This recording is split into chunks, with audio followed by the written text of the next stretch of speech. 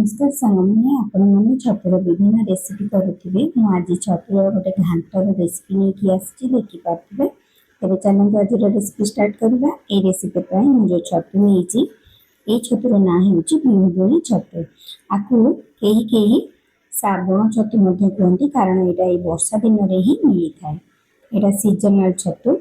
ये छतु को प्रथम 2-3 थर धोला देखो हल्दी पानी में भिजेक रखिदे गोटे घंटा तापर एबे हल्दी पानी रू मु छाणी आनी आपको एबे गोटे कड़े गरम करी देखो कड़े गरम होला छोट चामच सोरिष तेल देइछि अल्प तापर से छतु को दे नहीं एबे ता देहरे अल्प लुण आ हळदी देकी ताके एबे सिझे देबी पूरा तार पानीटा बहुत बाहरी थाए से पानीटा पूरा ड्राए हेबा पर्यंत ताकू सिझिबा को देबी।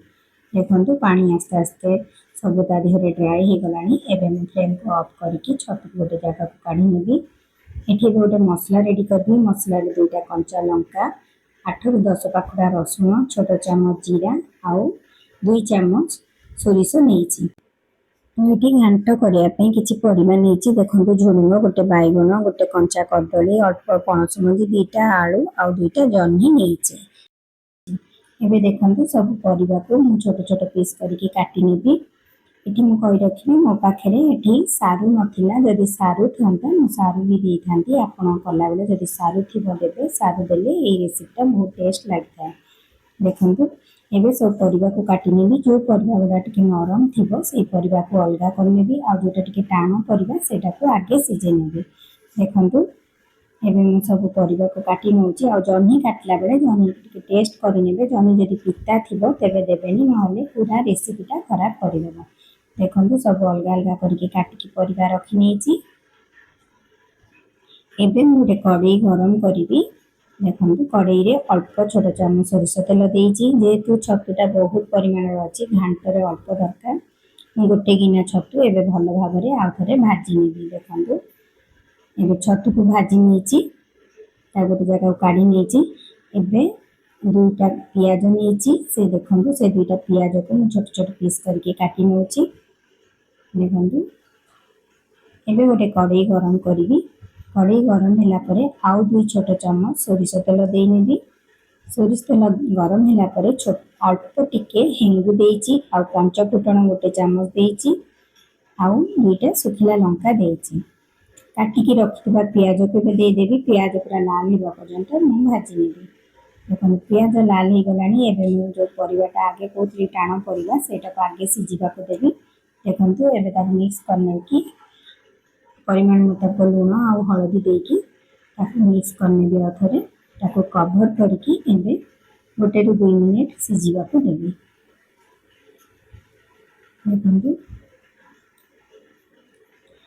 एबे कवर खोली के चेक करि नेबी आउ थे ताको मिक्स करने भी तल ऊपर कला परे आउ जो परिबा थिला ताको सब दे नेबी। देला परे ताको भी आउ थे भल कि मिक्स करने भी मिक्स करके एबे देखो ताको भी आउ थे कवर करके ताको सिझिबा पई देबी।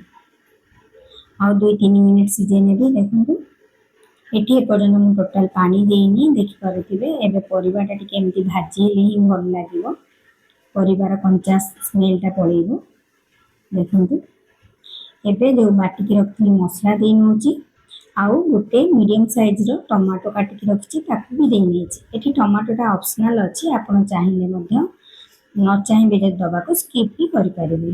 देखो एबे मु ताको सिझिबा पई परिबा गोटे छोट गिना रे अध गिना पानी देइछि। देखो एबे ताको सब मिक्स करके एबे कवर करके ताको सिझिबा पई देबी। देखो एबे सिझुची। देखो मझे मझे मु कवर खोलिकी चेक कर नउछि। एबे मु आधेरे टिके फ्लेवरटा भल लागिया पई अल्प किछि धनिया पत्र दे नेछि। एथिरे मु लंका 2टा कंचा लंका देइछि। एटा टिके राग हेले भल लागे से पई आउ गोटे चामच लंका गुंड दे नेछि आउ भाजी के रखिला छतु भी एबे दे नेछि। एबे ताकू भल भाव में गोलेकी एबे कवर करने भी आउ पानीटा टिके कम लागुछि से आउ अध गिना पानी दे नेछि। एठी मते टोटल गोटे गिना पानी लागिछि। एठी सब परिबा भल भाव में सिझी गलानी घांट पूरा रेडी हो गलानी। आपन के रेसिपी केमती लागला कमेंट सेक्शन में जानिबे। यदि वीडियो भल लगे लाइक शेयर करेंगे चैनल नुआ सब्सक्राइब करने रही नमस्कार।